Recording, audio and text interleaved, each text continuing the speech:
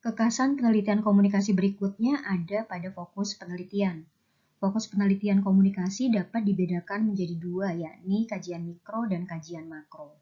Kajian mikro komunikasi biasanya berkisar pada kajian yang berhubungan antara komponen-komponen komunikasi. Teman-teman tentu masih sangat segar ingatannya ya terkait tentang elemen komunikasi itu apa saja. Ada komunikator, pesan, media, komunikan, dan efek. Bagi peneliti yang ingin meneliti komunikator sebagai sumber atau pencipta pesan, maka metode yang bisa dilakukan adalah dengan metode survei atau studi kasus. Jenis atau tipikal penelitian yang dipilih biasanya bersifat deskriptif dan evaluatif. Jika peneliti ingin meneliti pesan sebagai sebuah isi atau makna yang ditransferkan kepada halayak melalui media, maka penelitian bisa menggunakan metode analisis isi, analisis wacana, audit komunikasi, juga hermeneutika.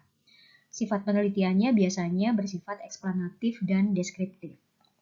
Apabila peneliti ingin meneliti media sebagai saluran komunikasi, maka metode yang bisa dipilih adalah studi kasus dan analisis jaringan.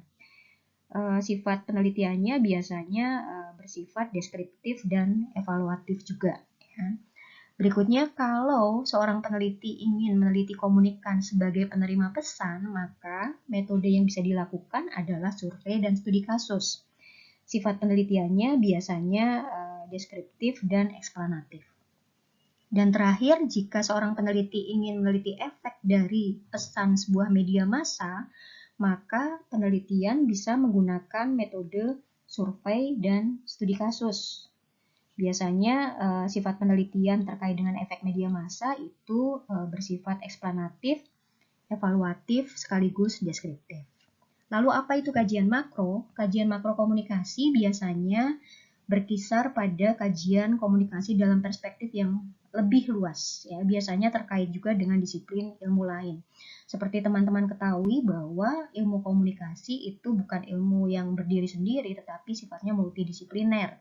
Banyak kaitannya dengan sosiologi atau psikologi, bahkan juga bidang-bidang yang lainnya. Berikut adalah contoh penelitian yang sudah dituangkan dalam jurnal komunikasi. Judulnya adalah Analisis Framing Pemberitaan Kasus Kekerasan pada Orientasi Pengenalan Kampus.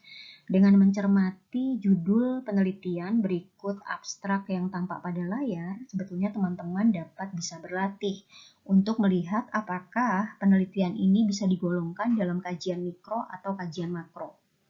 Jawabannya betul, bahwa analisis framing ini termasuk dalam jenis kajian mikro, karena fokusnya lebih pada elemen-elemen komunikasi, khususnya adalah pesan. Dalam hal ini adalah bagaimana pesan dibingkai oleh sebuah media terkait tentang peristiwa orientasi pengenalan kampus yang diteliti oleh mahasiswa tersebut. Contoh penelitian berikutnya silakan dicermati teman-teman. Apakah penelitian ini memiliki fokus penelitian yang serupa dengan penelitian sebelumnya ataukah berbeda?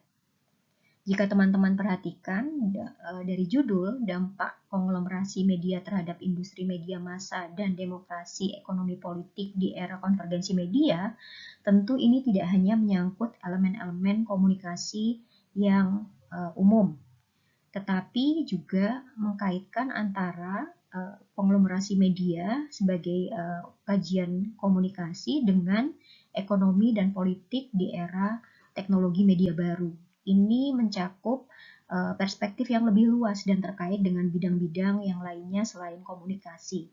Karenanya penelitian ini dapat digolongkan sebagai penelitian yang fokusnya lebih pada kajian makro komunikasi. Berikutnya kita akan membahas mengenai pendekatan penelitian dalam komunikasi.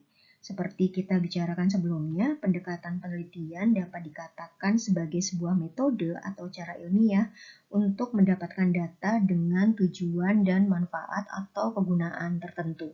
Seperti penelitian dalam ilmu sosial lainnya, penelitian dalam ilmu komunikasi juga memiliki pendekatan yang secara garis besar dapat dibedakan menjadi dua, yakni pendekatan kualitatif dan pendekatan kuantitatif. Pada pendekatan kualitatif, proses penelitian lebih menekankan pemaknaan pada proses komunikasi itu sendiri. Sementara pada pendekatan kuantitatif, komunikasi lebih dilihat sebagai variabel yang dapat dihitung frekuensinya, untuk kemudian mencari hubungan antar variabel dalam penelitian. Berikut adalah contoh fenomena komunikasi yang dapat diangkat menjadi masalah penelitian komunikasi dengan dua pendekatan yang berbeda sekaligus. Jika saya seorang peneliti yang ingin melakukan penelitian dengan pendekatan kuantitatif, saya bisa mengandaikan misalnya akan meneliti tentang pengaruh pesan konten kebencian pada akun TikTok X terhadap kohesivitas atau ikatan kelompok komunitas mahasiswa Ilkom Angkatan 2023 UPJ. Apa yang saya cari? Saya mencari bagaimana pengaruh pesan hate speech yang dikemukakan oleh pemilik akun TikTok terhadap ikatan kelompok mahasiswa Ilkom Angkatan 2023. Maka saya akan membuat angket yang akan saya sebarkan pada 400 mahasiswa yang akan mengisi kuesioner tersebut, lalu data berupa angka akan saya jadikan data utama penelitian hingga saya menerima kesimpulan akhir. Ya. Kalau saya ingin melakukan penelitian dengan pendekatan kualitatif, bisa saja saya berfokus pada pemaknaan terhadap pesan ujaran kebencian, sehingga saya akan melakukan wawancara terhadap mahasiswa secara langsung terkait sikap mereka atau penilaian mereka mengenai konten hate speech yang muncul di akun TikTok tersebut. Apakah mereka cenderung setuju, ataukah mereka bersikap netral, atau mereka justru bersikap kontra terhadap pesan ujaran kebencian yang disebarkan melalui akun TikTok tersebut. Itu contoh sederhana bagaimana sebuah fenomena komunikasi bisa diangkat sebagai permasalahan komunikasi dengan dua pendekatan penelitian komunikasi yang berbeda. Selanjutnya kita akan melihat bagaimana pendekatan kualitatif diasumsikan oleh Kurzweil. Ada 5 karakteristik mengenai pendekatan kualitatif yang dikemukakan olehnya. Yang pertama adalah menekankan proses daripada hasil. Maksudnya apa? Dalam penelitian dengan pendekatan kualitatif, elemen-elemen atau bagian-bagian yang diteliti, hubungannya akan jauh lebih terlihat dalam proses yang diamati daripada hasil akhir. Berikutnya adalah memperhatikan interpretasi. Seperti dalam slide sebelumnya dikatakan juga bahwa penekanan dalam pendekatan kualitatif adalah proses pemaknaan komunikasi itu sendiri. Pendekatan ini berusaha memahami pengalaman subjek penelitian melalui pemikiran-pemikirannya, persepsinya, ataupun juga tindakan dan sikap yang dipilih. Dengan demikian, seorang peneliti dapat memaknai pengalaman tersebut secara mendalam.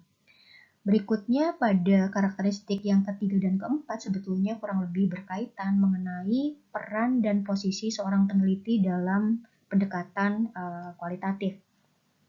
Peneliti terjun langsung ke lapangan dalam arti tidak ada jarak antara peneliti dengan apa yang diteliti. Lalu ia melibatkan diri dalam proses penelitian dengan cara melakukan pencarian data, menginterpretasinya, hingga dia memperoleh pemahaman tentang makna yang dicari melalui data-data berupa kata-kata dan visual. Yang terakhir, penelitian dengan pendekatan kualitatif itu sifatnya induktif, artinya adalah peneliti dapat membuat konsep, hipotesis, dan teori berdasarkan data-data yang diperoleh di lapangan dan kemudian mengembangkannya secara terus-menerus dalam proses yang sifatnya dinamis. Selanjutnya kita akan melihat desain pendekatan kualitatif. Yang pertama mengenai rumusan masalah. Permasalahan dalam desain penelitian ini bisa jadi tidak terukur. Kemudian teori-teori yang digunakan bisa jadi tidak cocok, tidak akurat dan bias. Kemudian peneliti bisa melakukan eksplorasi terkait fenomena dan membangun teori yang baru berdasarkan data-data yang diperoleh di lapangan. Yang kedua adalah peranan peneliti. Berhubung penelitian ini bersifat interpretatif terkait pemaknaan yang sifatnya subjektif, hingga bisa jadi bias, nilai, prasangka peneliti dapat secara implisit tampak dalam penelitian.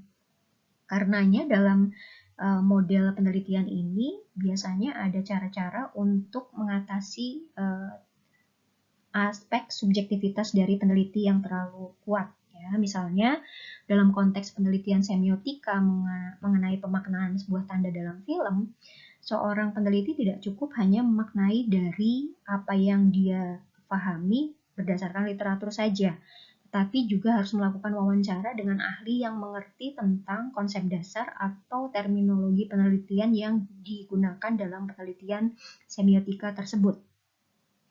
Berikutnya adalah prosedur pengumpulan data. Dalam prosedur pengumpulan data di pendekatan kualitatif, ada beberapa hal yang perlu diperhatikan terkait tentang batasan pengumpulan data. Misalnya tentang siapa yang akan diwawancarai, tema apa saja yang akan ditanyakan, lalu siapa saja dan kriterianya seperti apa saja yang akan diwawancarai, itu harus dirumuskan dalam batasan penelitian.